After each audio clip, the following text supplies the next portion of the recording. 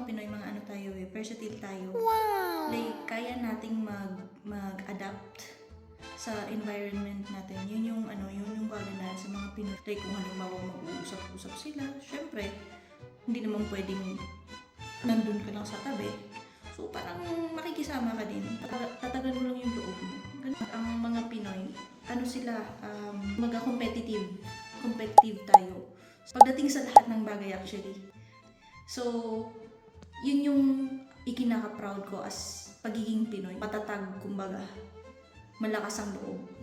I think first, since we are foreign in this country, we need to learn their language. And then, another thing is, we have cultural differences. So, we need to respect kung ano yung mga paniniwala nila. Filipinos are known sa pagiging dedicated sa kanilang trabaho, hardworking, flexible. We learn from the best in the Philippines. And also yung sharing our food, and they love our lumpia and pancit. Sarap kaya maging Pinoy. Gawin natin yung culture natin. Nakatry din yung mga food, like adobo, pancit. Natutuwa naman sila. Very open na din sila. Yung isa nga, yung isang colleague namin, nagluto ako ng adobo, tapos once lang niya natikman yung adobo. Then after nun, nag-night shift ulit kami together. Nagluto siya ng adobo ba to? Ayun, nagluto siya ng adobo. Friendly lang. Though may mga sa una, talagang syempre may mga colleague pa rin na mga hindi pa rin naman syempre accept na nandito yung mga foreigner. Pero in time, ma-accept din nila. Tsaka makikita nila kung paano kasi magtrabaho ang Pinoy eh. Syempre, may tender loving care. Yung mga pasyente, kailangan yan lagi yan. Tapos malinis ang magtrabaho ang mga Pinoy, masipag, lagi na lang sinasabi. As OFW, being professional sa trabaho, sa lahat ng gagawin mo. And pakikisama na din sa mga trabaho. Kasi atin yung pagiging hospitable and friendly. Mag-offer or mag-ask sa kanila if they need help sa mga pasyente nila. Like, let's say, kung nakikita mo sila na sobrang busy, to para at least mabawasan yung trabaho nila. Alam ko, pinapakita yung pagiging Pinoy. Tinatagalog ko siya. Pag diba, nagtanong sila kung saan ako galing. So, diba, sabi ko Philippines. Tapos, tinatanong ko yan sila, nakapunta na ba kayo? And then, pinapromote ko yung Pilipinas. Tapos, pinapakita ko sa kanila yung mga like beaches, sa Batanes. Kapunta na din ako sa Batangas. Sambales pala.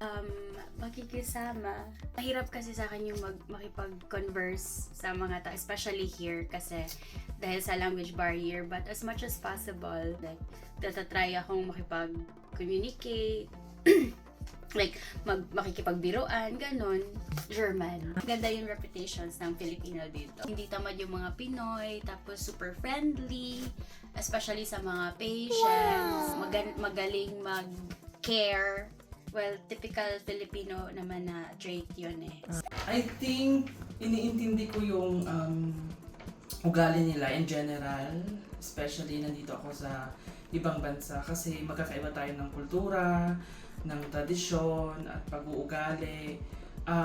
Based sa observation ko, medyo straightforward sila. At first, nahirapan ako kasi parang feeling ko inaatake ako. Pero ngayon parang kinukonsider ko siya na advantage kasi at least alam ko na kung ano yung nararamdaman nila sa akin at hindi nila yon nasasabi sa likod ko. Kasi kilala talaga tayo Pinoy as mahabang pasensya, tsaka mapagbigay, especially sa pagkain, pagmamahal sa trabaho natin. Parang dedicated tayo always sa trabaho natin, although sobrang pagod na talaga, pero ginagawa pa rin natin yung trabaho natin na walang tinatapakang tao. Wow! Sa pamamagitan ng pakikipagkapwa-tao, yung pagbukas ng isipan at pagtanggap sa bawat kultura at sa bawat katrabaho ng aking makakasalamuha. Pagiging masaya sa pagdala ng pagmamahal para sa pamilya at bayan. Mabuhay ang Pilipino. Please follow and subscribe. To be Pinoy. Talaga nakakapagod. Mabuhay ang migrant workers.